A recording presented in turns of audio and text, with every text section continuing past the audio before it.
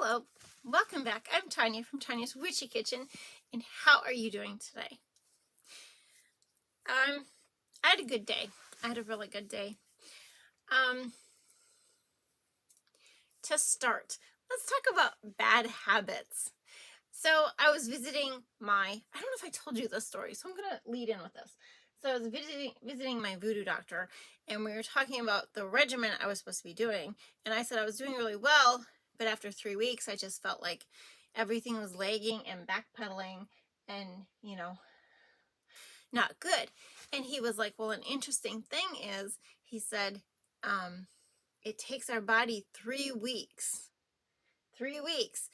Whether it's a good habit or a bad habit, it takes it 3 weeks. And at the 3 week point, about the 3 week point, your body's going to be like, you know what? I don't want to change. I don't want to make this, I don't want to continue this. I want to go back to the way I was, what I was doing. Okay. So it's kind of funny. So, you think of New Year's resolutions, and people sometimes make it, 2 months and then they're done. But a lot of them don't even make it through January. And I was thinking about that, and it's like, well, that makes sense, because even if you subconsciously, you consciously want to make the change, you subconsciously, your body might not want to. So it gets harder, when you get around that 3 week point, to continue on. Okay. I thought that was super interesting. And I have found twice now I hit my 3 week point, like a start over in 3 weeks. And I'm just like, I don't want to do it. Cartwheels for the birds. Take it away.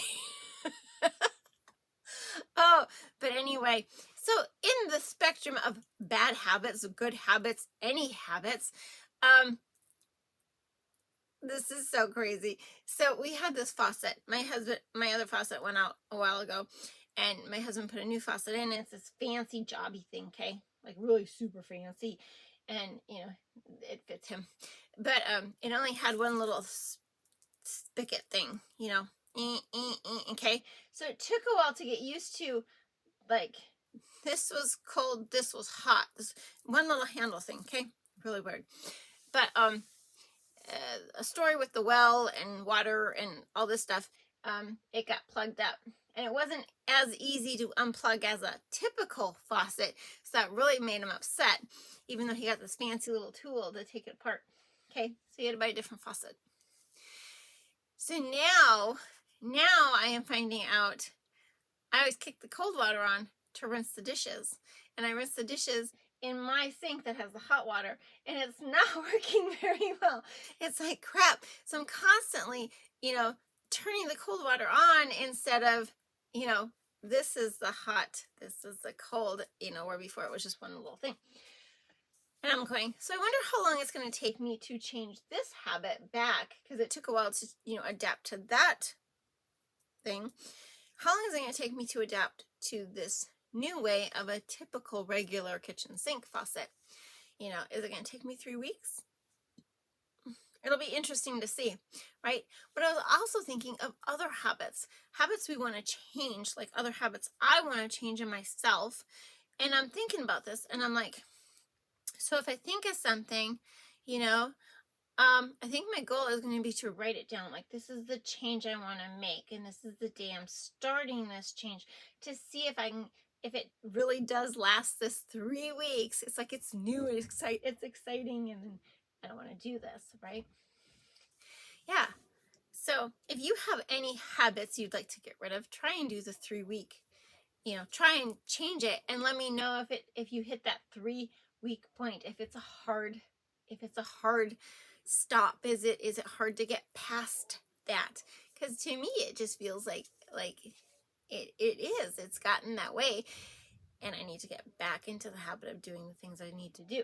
We have to fail in order to succeed. Okay, not all of us are so great. We have to fail to succeed, and sometimes our biggest failure is our best success. So think of that. But anyway, so I did lie a little bit. Like, the last soap wasn't my favorite soap. It was my favorite soap originally of the fall soaps, but I'm throwing this other one in there, and it's just so cute. It's so cute. It is another of my favorites. but we'll talk about in the video. 3 things, dream big, be true to you. You are worth it. And let's go check out Neroli and Beeswax. And don't forget, let me know how your habit changing goes. Okay, into our soap, which is Neroli and Beeswax, because I really can't think of a better name for it. And that is what the fragrance oil or fragrance company calls it. It is from Nurture Homemade. And I don't know, it was just one of those I threw in my cart because it was one of their new ones and it sounded kind of good, and I actually do like it. But if you remember, we did a butterfly swirl a little while back, and I told you there was another one coming up where I was going to do things a little bit different. And I will say this, if I do this again, I will definitely leave more white and less color, okay? But really the only thing I would change. So these colors are Blue Tide and Tequila Sunrise. That's Tequila Sunrise, and that's such a pretty color. They're both from Mad Micas, and they are probably my 2 favorite colors to put together. I really don't know why. I've been doing it ever since I created Fuzzy Winter, and yeah. I don't know why. And then the black is activated charcoal, and then we will be coloring the rest of it with titanium dioxide just to try and keep it a white color.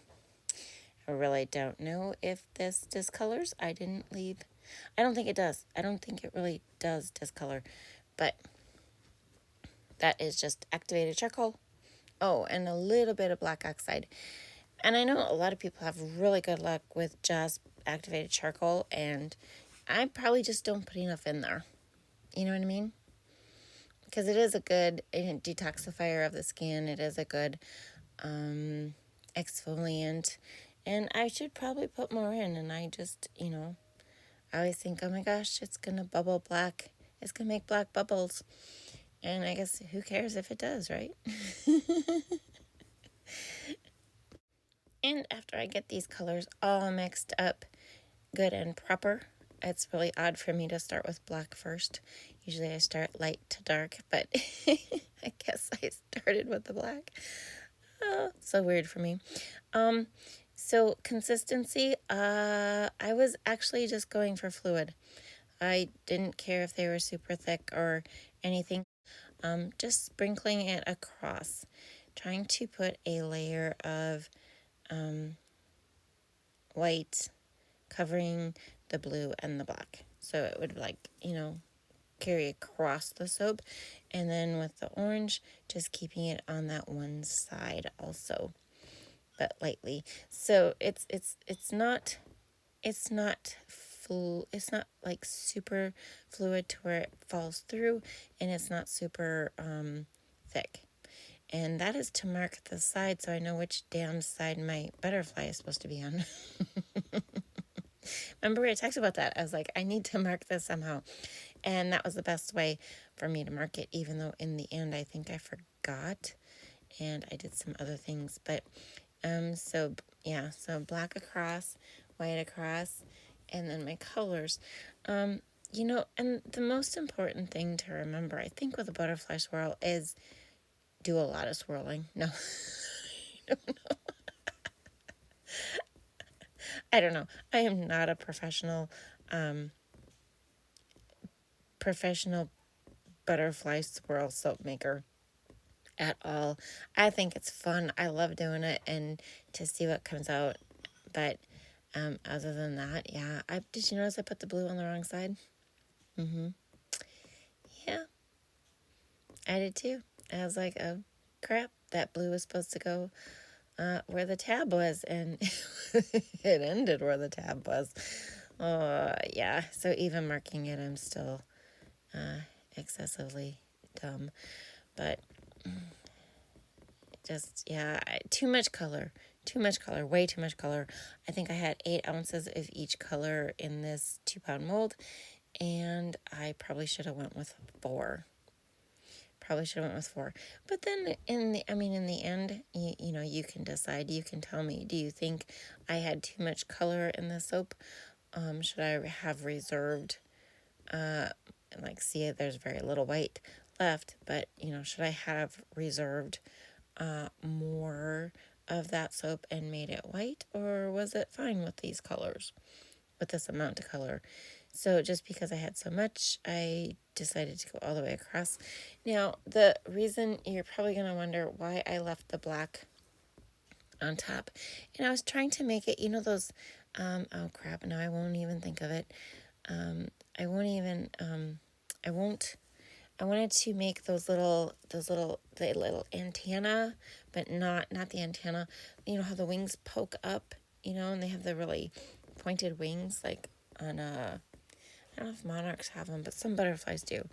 Okay, I actually filmed this from my camera and then I forgot to press start. So I was going to show you exactly how I did this. So I do it's almost a K motion on both sides and then around and down and up. But yeah, it's I wanted to show you how I did it, and even for myself, posterity, you know, in the future, and I didn't push start. Yeah, I'm such a great video person. I'm really great with rodeo videos. I've only missed a couple out of all the videos I have recorded of my son. And well, the one I wasn't even it wasn't even my job to record. His girlfriend was recording, and she does a stellar job too. So it was just one of those where I was like, oh, I should record. I just feel so awkward watching him and not recording, which is, you know, kind of funny, but then I just get to yell louder, which I did in my video. So this part was to try and make it, you know, the wings, the top of the wings, that's why it's all black, to poof up. But it was still not as thick as it should have been, which was so funny. Yeah, like this sat here for I don't know how long. I know I was doing something else in between, and it was like, I mean, sometimes it amazes me how long that top stays fluid, you know, to where you just can't do anything with it. And it's like, why, you know? Yeah, so then I just decided I was going to start over. So just, you know, that's the one nice thing is, you know, you can sit there and, yeah, I'm trying to explain to you, I'm trying to push it over, and I'm hoping that that is the right side. I wanted to push it over too, but in the end, I think I might have done it backwards. What can I say? I don't know, you know, but I couldn't get it to flip and curl and do what I wanted to, but that's okay, right? Because that's just it's just working with soap, and you know, you only have so much you can do. I've always thought about putting a cylinder, like a paper cylinder in there and trying to curve it over. And I mean, maybe down the road I will try and do that, but you'd have to freezer paper the top of it, and that's a whole another thing. But there's the top of my butterfly swirl soap. It was sprayed, it was C-popped, it was all the things. It was even retextured a second time because I wasn't happy with it. Yeah, so, you know, half hour later, here we go. Redoing this soap again. Okay, and you're going to see this in the bright, bright sunshine. Beautiful hard bar. Little soda ash, as you can see. Sometimes I swear that rubbing alcohol, isopropyl alcohol causes more soda ash than before. But check that out. Whoa, baby. Hello, a butterfly swirl. Aren't those cool? Yeah. Okay, do you see the black, what I mean? It's not quite the, you know, the tip, the black. You know how they have those, I can't remember what the heck they're called. Yeah, those are super cool. Super cool. Look at that. Oh my gosh. That's awesome. Did I tell you I found a chrysalis in the garden? It's a different chrysalis than I've ever found before. It's actually fuzzy. And when we were weeding, it was on one of the weeds. When you walk into the garden, it was right there, and those were coming down. So I actually put it in a jar and with some holes and on the little grass or weed stem he was on. He hasn't, I think he's still alive. He hasn't shriveled. Usually when they die, they'll, start decomposing and, shrivel up. But he's still the same size and he's still fuzzy. So I'm kind of interested to see what he turns out to be. He could actually turn out to be a wax moth for all I know. But I just thought, it's like I was, removing his home so I could take him out. But what do you think of these? Aren't they freaking legit? They're so cute. Woohoo, butterfly swirl. And here are the fragrance notes to this really cute bar. Here are the bars right after I cut them. And here are the bars after they are cured. If you're wondering why my voice is funny, it's because I ate some honeydew, and yeah, it sometimes happens with melons with me. But anyway, I hope you had a good time. Thank you for dropping by, and I will see you next time. Bye-bye.